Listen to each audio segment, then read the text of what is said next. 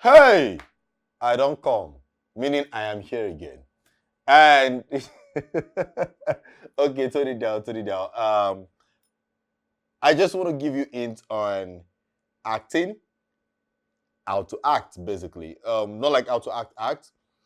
So I met a couple of people recently, and we're discussing and talking about script, reading your lines, and feeding back. And I've mentioned it in one of my tips earlier on about why you need to listen to your other actors. So a lot of times when people go on stage or on sets, rather, um, they are all concerned about the fact that they know their lines. So it's a thing of, oh, my next line is this, my next line is that, my next line is this, and I'm supposed to say that. In fact, they've dramatized it in their head how they plan to say those lines. Sometimes what makes it worse, especially for like upcoming guys, is where they like have keywords. They know that this person is supposed to say this, and when the person says this, then I'm supposed to say this. So if, for example, somebody's line ends with I am totally confused, and then the person is just waiting for totally confused, and you respond. You don't even listen to what happens before totally confused. That's a big problem. However, as much as I'm going to talk about this some other time, or maybe after this video, why I am making this tape is to show you guys, tell you guys something. I saw this, I stumbled on it on the internet. It's not like as if it's just my own idea, do you get? And I thought that I should share it with you guys. When reading a script, for every single place that there's your dialogue there, dialogue or monologue, whatever it is, as long as they're your lines, it's always about three things. One is what you're about to say or do, whatever, preferably what you're about to say, is either you're asking a question, or you are answering a question, or you're telling a story. It's usually one of these three things. 90% of the times is, look, it's one of them. So you're asking a question. Listen to me again. So you're asking a question, or you're telling a story.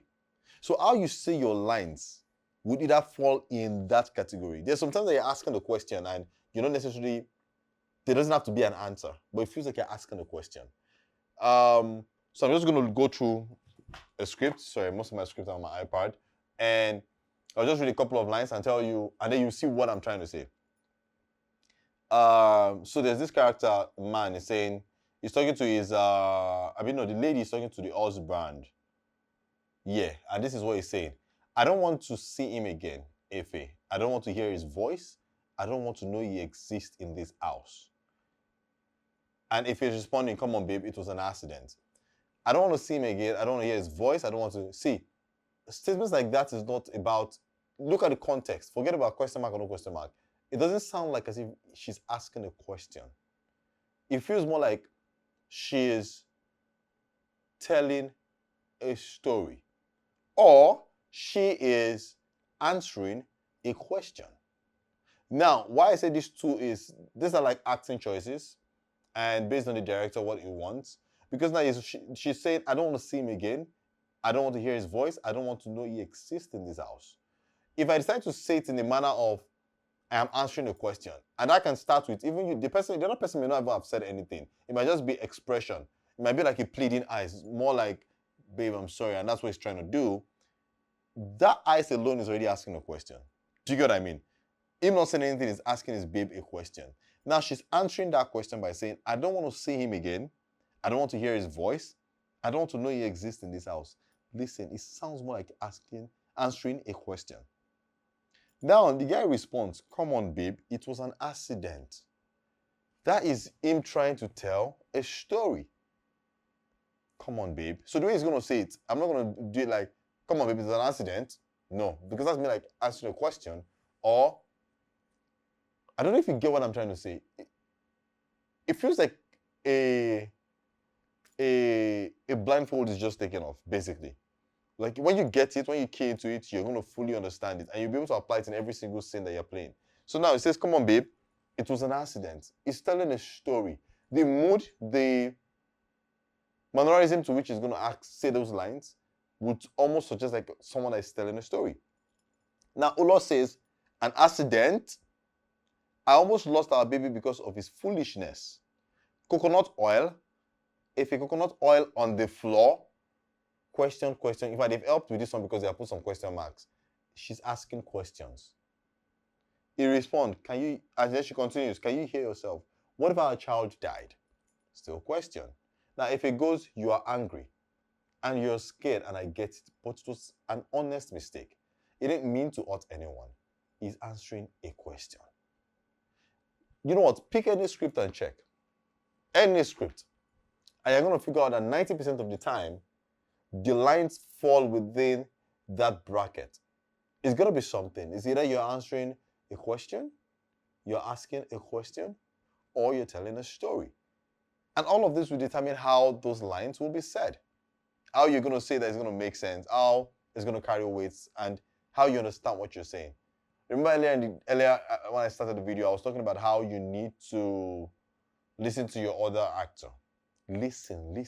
In fact, your lines, most times you think it's about studying your lines and knowing the lines and putting it in your head. But guess what? Once you already have an idea of what your lines is and you know your lines, your co-actor will be the one that will be reminding you of your lines. Easily. That way it's easy to even do like a 10-pager. And you're not going to feel like as if, God, this is so big. That is the cheat. When you see people doing 10-minute scenes and they're not cutting, they're not breaking, and they're flowing, guess what? There are some people that cram, but you will see it, you will know. I mean, I've gone to the stage whereby if I say I'm going to be like, yeah, you cram this shit, it didn't look like it's natural. I didn't even feel anything. And there are people that they already know the act. It is to listen to your other actor. So lines like, I'm going to use a script again. So it doesn't feel like I'm just forming this shit up. Ebenezer says, Brother Ife, you are sleeping late. No, Brother Ife, you are sleeping here. If you respond, I just wanted to watch TV. My brother, if I don't even remember, if I don't know what my line is, of I just wanted to watch TV. If I listen to what this guy is saying, he said, Brother Ife, you are sleeping here. He has to respond to why he's staying in the living room. And why he's staying in the living room is because he's watching TV. So instead of people saying, I just wanted to watch TV, I could respond with, Brother, if you're sleeping here, I could be like, I'm on a TV, I want to watch you. Now why I stay here? I'm not saying exactly what's in these lines, but it's making sense. And guess what Ebenezer's next line is? Is there's TV in your room. Even if Ebenezer does not remember his line, the fact that he listened to the other person that just said, I just wanted to watch TV, he will remember, oh, TV. But TV in your room. So why you did here? Do you understand? And then if he responds with, Ulo wants to sleep alone, that's his wife. Now you have told me that TV is in my room, right? Okay, fine. But now this is why I cannot go and use the TV in the room, because my wife wants to sleep alone. I don't know if you get what I'm saying. So if there's nothing you should take a couple of things from this video. One is, like when you open a script, a scene, and you're about to read a scene, the dialogues or the monologue mean one of these things. Is either you're asking a question, answering a question, or telling a story. Two, when reading your lines or when like you're trying to act and everything, it's more important that you listen to the other actors. Listen more than you cram or than you are trying to perform. Now, there's one other cheat I'm going to tell you. And this is what a lot of people do not say this. And people think they don't think it's right yet, or they don't understand it. You're going to deliver an exceptional performance if what you're trying to do in your scene is trying to make the other person look good. Now, if everybody come on set and the aim is to make my co-actors look really good, it's going to be a beautiful scene, because guess what? You all are going to look fucking good. You're going to be so brilliant, because that's a brilliant approach. Coming on set to make your other actor look good. You're doing everything, your mannerism, everything to make sure that at the end of this scene, this person looks good. Beautiful scene. Beautiful scene.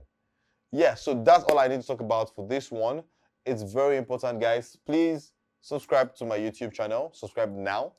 It's not going to cost you anything. Share this with other actors.